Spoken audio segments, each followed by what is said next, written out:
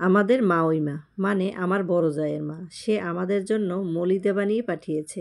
আজকের সারাদিনটা আপনাদের সাথে শেয়ার করব। আসসালামু আলাইকুম everyone, welcome back to my channel. সবাই কেমন আছেন? আশা করি সবাই ভালো আছেন।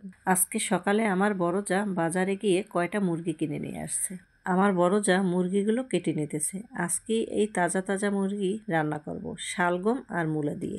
গতকালকে আমার যা বাজার থেকে বেশি করে একটু মাছ কিনেছে, শাকসবজি তরি তরকারি সবকিছু একটু বেশি করে কিনেছে, কারণ আমার ছেলের পরীক্ষা শেষের পথে। আমার ছেলের পরীক্ষা হয়ে গেলে ছেলে মেয়েকে নিয়ে একটু বেড়াতে যাব, তাই আমার যা মাছ মাংস একটু বেশি করে কিনে রেখেছে যাতে তার একটু সুবিধা হয়। যাই হোক, আমি এখানে মাংস রান্নার জন্য আদা কেটে বেটে নিয়েছি, তারপরে রান্না বসিয়ে দিলাম। এখানে করল্লা ভাজি করে রেখে শালগম আর মূলা দিয়ে মুরগির মাংস রান্না বসিয়ে দিয়েছি।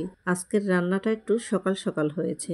কয়েকদিন ধরে ভাবছি মেয়ের মাথার চুল কয়টা কাটাবো, কিন্তু সময়ের সাথে পেরে উঠছি না। আজকে সকাল সকাল যখন রান্না হয়ে গেছে, তাই মেয়েকে নিয়ে সেলুনে চুল কাটাতে আসলাম। এখানে চুল কাটাতে এসে দেখি সেলুনের অপর সাইডে একটা দরজা দিয়ে বাহিরের দৃশ্যটা খুব সুন্দর দেখাচ্ছে।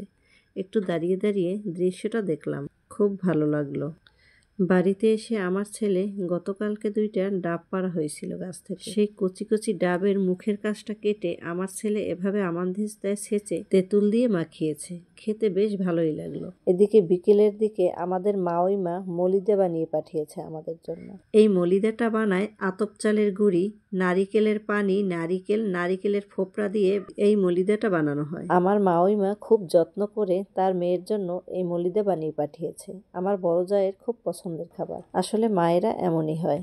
বেঁচে থাকুক, ভালো থাকুক পৃথিবীর সব মায়েরা। আমার আজকের ভিডিও এই পর্যন্ত। আমার ভিডিওটি আপনাদের কাছে কেমন লেগেছে অবশ্যই কমেন্টে জানাবেন। কিন্তু আপনারা ভিডিওটা কষ্ট করে দেখেন, কমেন্টও করেন, কিন্তু একটা লাইক দিতে ভুলে যান। প্লিজ ভিডিওটি ভালো লাগলে একটা লাইক দিয়ে দেবেন। ভালো থাকবেন, সুস্থ থাকবেন। আল্লাহ হাফেজ।